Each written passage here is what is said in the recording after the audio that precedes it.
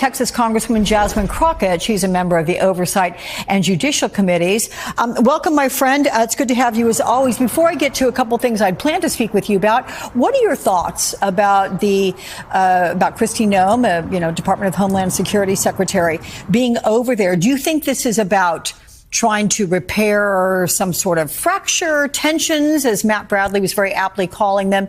Is it about a quick discussion about what happened tragically this last week in Washington?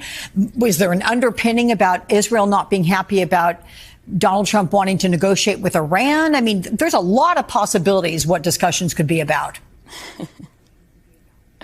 Yeah, you went over all of the kind of sane things that this could be about, but I have found a lack of sanity from this administration. I have found them to be more decisive when it comes to making sure that they've got a good photo op.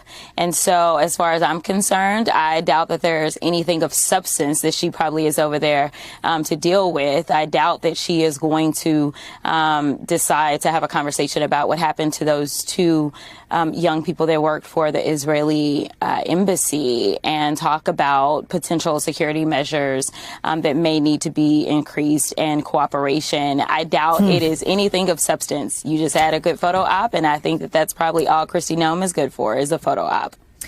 All right, let's get to the tax breaks in President Trump's big, beautiful domestic spending bill. It's going to cost the government, about maybe more, $5 trillion.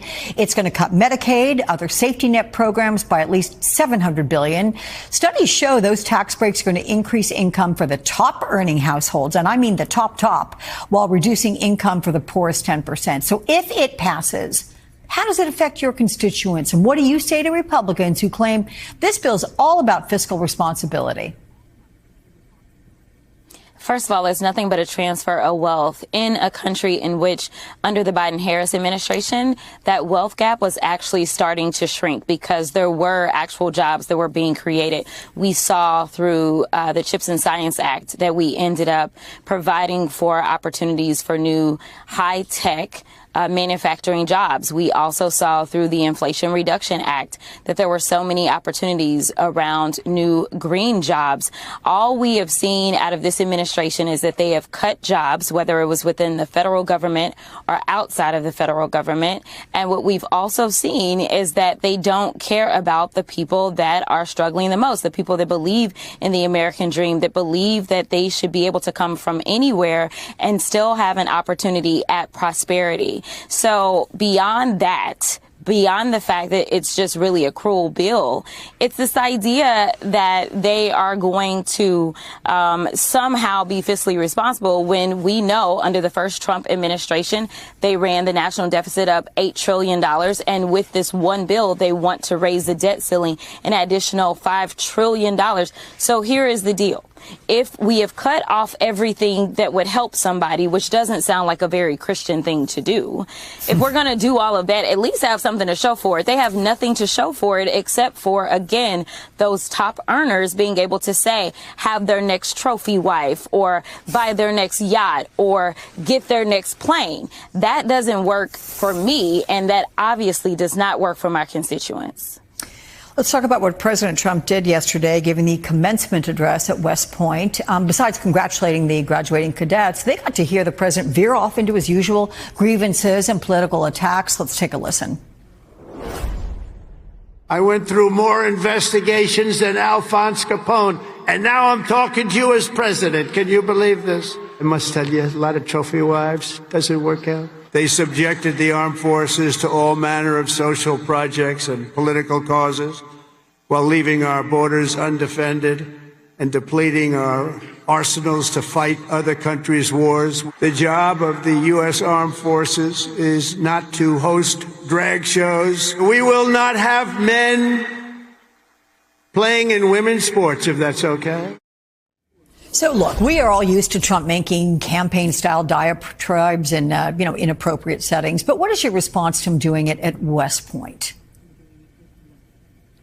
Listen, you say we're all used to it. No, I am tired of it, Alex. Oh, yeah.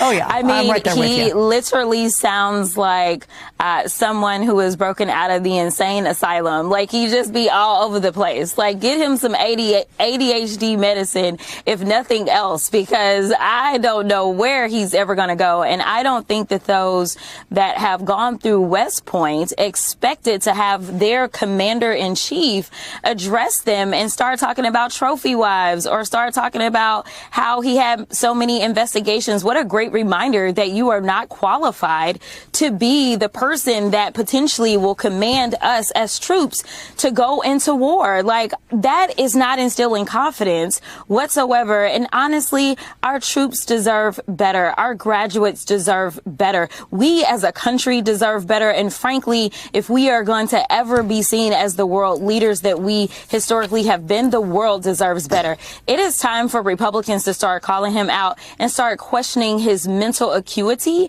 and whether or not he is equipped to serve mentally. We know when it comes down to his criminality, he is not qualified to serve. But this is just absolutely deplorable.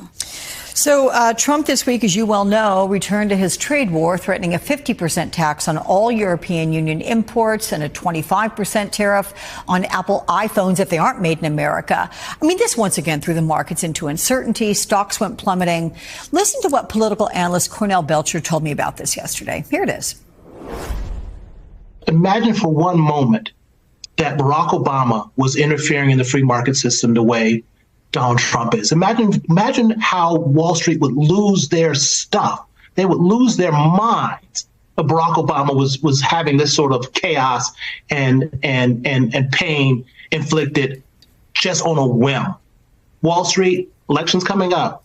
You got to make them pay for this. If you pull the plug on the pocketbook, and a lot of this might stop. Do you agree with Cornell? I mean, is Wall Street just giving Trump a pass that it would never give to a Democratic president? Oh, absolutely. There is no way. In fact, you're talking about Wall Street. I think even in this country, the people are giving him a pass. I mean, the people gave him a pass when they elected him with 34 convictions. I mean, he has gotten nothing but special privilege treatment. And sadly enough, while he is enjoying this privilege, it is only causing harm and wreaking havoc on us as a country. I mean, you know, the safest thing that you can ever have is a bond, allegedly, at least in the United States, right? And we know even the bond markets are being shaken. We know that our credit rating was recently reduced, which for everyone watching at home, what that means is that when your credit score drops, you know, from above 800 and drops down, say, into the 600s, that means that your debt is going to cost you more money. I mean, all he is doing is costing us money and giving us less resources overall, and then telling us, you know what? Go ahead and pay more for that iPhone that we know that you're using consistently. Or he's telling our friends, like, why would you tell the EU that you want to invoke these tariffs? Tariffs should always be something that we are using on the people that we are not the friendliest with, not on our closest allies. And he started with our closest allies when he went after Mexico and when he went after Canada. I can't say that China is necessarily our closest ally, but when it comes to trade, we know that the world overall has been highly dependent upon China. That is why we were so stunted and why we ended up experiencing the inflation that we did when we went through the global pandemic. Right now, all the inflation that we are experiencing is self-inflicted or Trump-inflicted. I'm curious, if the Democrats take over after the midterms next year, the House and or Senate, do you think they're going to push for investigations into Trump's family and the whole crypto acquisitions that he is getting? Well, Alex, I'm glad you asked. Oh, here we go. Listen, so long as we end up taking the House, which I fully anticipate that we will do, and we are going to work hard to obviously help our Senate colleagues as well, then as someone who serves on the Oversight Committee and hopes to lead the Oversight Committee, I can guarantee you that we will do what we are supposed to do as constitutionally sworn members of the House, which means that we will conduct oversight. That means that we will investigate. We will look at whether or not this president himself has violated the emoluments clause as it relates to say such things as getting a $400 million plane from the Qataris. We also will make sure that we're looking into all these business deals that they have going on. I mean, think about it this way, Alex. They were going after Hunter because he sat on a board.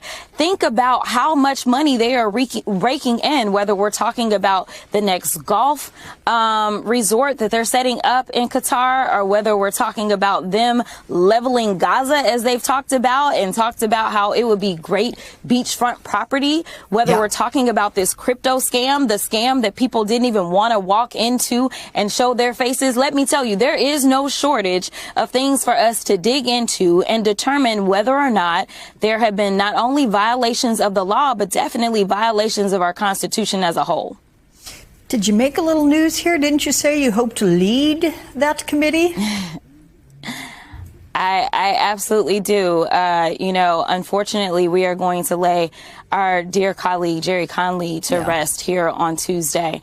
And there will have to be an election to determine who is going to lead the Oversight Committee. And ultimately, I am hoping and praying that my colleagues see that I can provide what we need as a team to make sure that we can move forward and instill some confidence in the American people by knowing that they have a real fighter who will not back down, even in the face of all the threats that I will have waged at me, because Lord knows I get death threats every single day. But at the end of the day, I truly believe that God will never leave my side. And so I will fight fearlessly and ferociously for the American people.